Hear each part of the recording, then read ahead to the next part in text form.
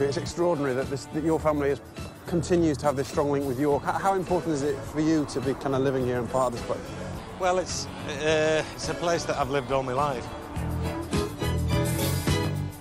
Mark Addy has a life about as far removed from his great-grandfathers as you can ever imagine. And what did your parents think about it when you came and said, "I want to be an actor"? I think they thought it was a phase I was going through at first, and but they were very supportive. And I think once they realised that it was something I was serious about and that I was going to actually give it a fair old stab, and I was, you know, the telly job started to come in, and then in the middle of it all, the Full Monty came up, and it kind of went a little bit haywire from there.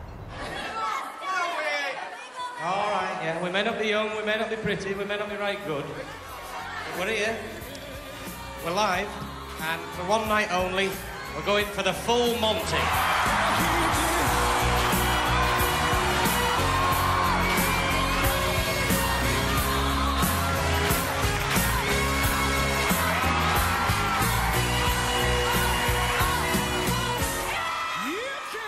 Did you have a sense with the Full Monty, a film about unemployment in Yorkshire, but did you have a sense from the beginning that was going to be a big film?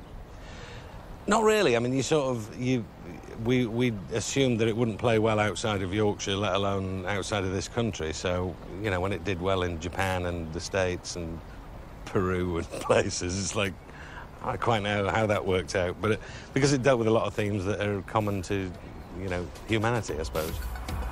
Mark's acting career took off in the late 80s, just as jobs started to leave York. The city held out longer than some other parts of the country, which had gone through a deep recession. In 1986, 3 million people, 1 in 10 of the workforce, were unemployed. Even York's chocolate industry wasn't immune. And in 1988, after 126 years, Rowntree's was sold to Nestlé.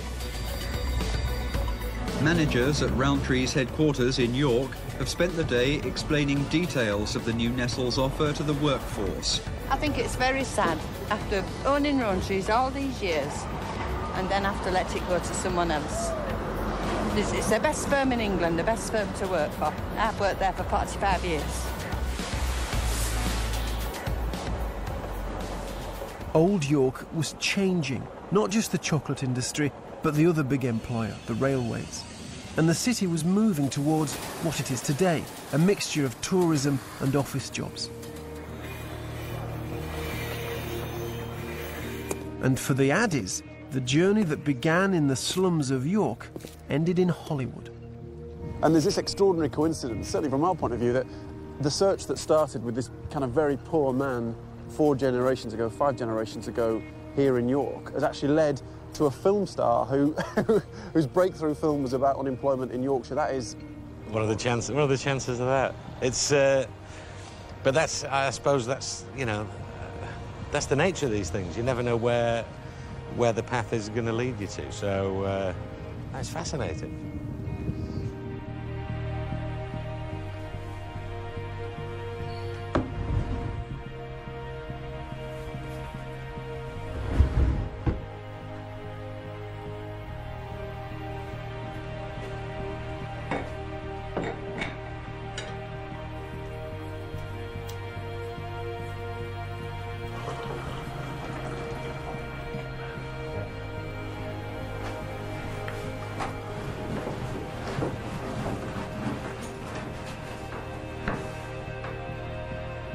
Thursday, July the 21st. Went out at 6 a.m.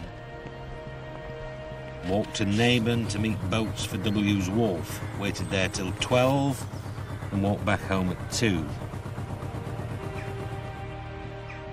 This is where your great-granddad came? Yeah, fair old walk to try and beat the crowds of workers lining up on the wharves in York.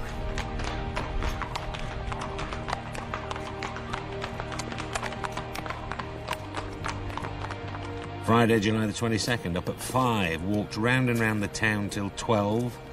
Nothing doing anywhere, so I was fairly sick of walking about. For dinner, I had bread and kipper and a drink of tea. No breakfast, no tea and no supper. Went to bed at 7:30. in the meantime, chopped wood that he'd picked up at the waterside. So, come all the way out to Naban, looking for work, didn't find any, take a bit of wood back home, and chop it up to keep the family warm. And tea is pretty much all you're going to get by on. Is there any pride that it's your great-grandfather's voice, his honesty, that led to changes that we all know all around us? Absolutely, yeah. Although, you know, he would have no inkling that was, you know, what was going on. He was just, you know, being truthful about the way he lived and the way the way his family lived. But extraordinary that yeah, it is a part of the changing shape of our social history.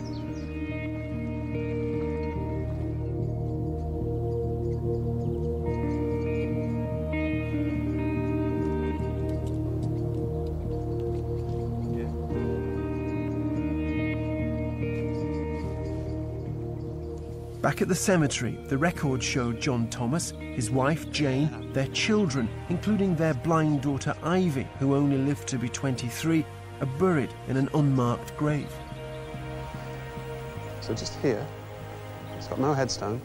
This plot here, this is where your great-granddad is. It's also where Ivy is. That is the Addy family plot. Well, there it is, just a little blank piece of earth. Empty space. It's a private plot, so they were able to buy the plot, but they didn't have enough money for a headstone, so... Well, maybe we can do something about that. You want to change that? We get a headstone there.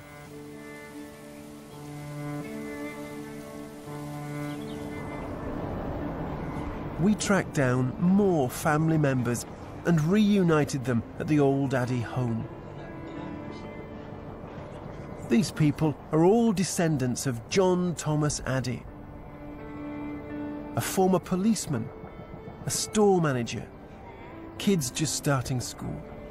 This little house here, that is the house that your ancestors used to live in 1881. And we're actually standing What did it feel like coming here then to see where your family are from, literally from that house there?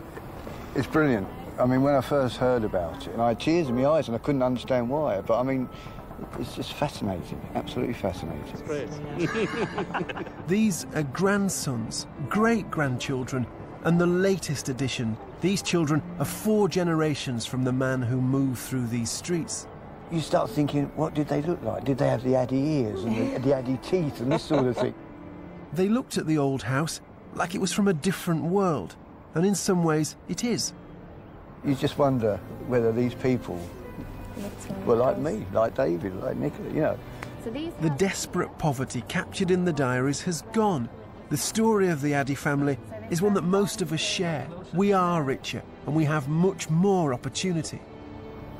Goodness, how they managed. Yes.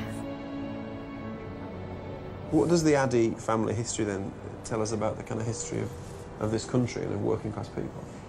Well, I think it says that we are survivors, that we were able to meet any particular thing that we come up against, any adversity, and that we will still manage, like my grandfather, to go out and look for work, even when he hasn't got it. And because of that, each generation has managed to move a little bit further up that staircase, and we're also grateful for the generation before. It's wonderful to see Addy's. I didn't even know. It's remarkable, and we've all been on a long journey. Ooh, look at them go up there. Wow. And this family, at least, can see how far they've travelled. But this is only half our journey.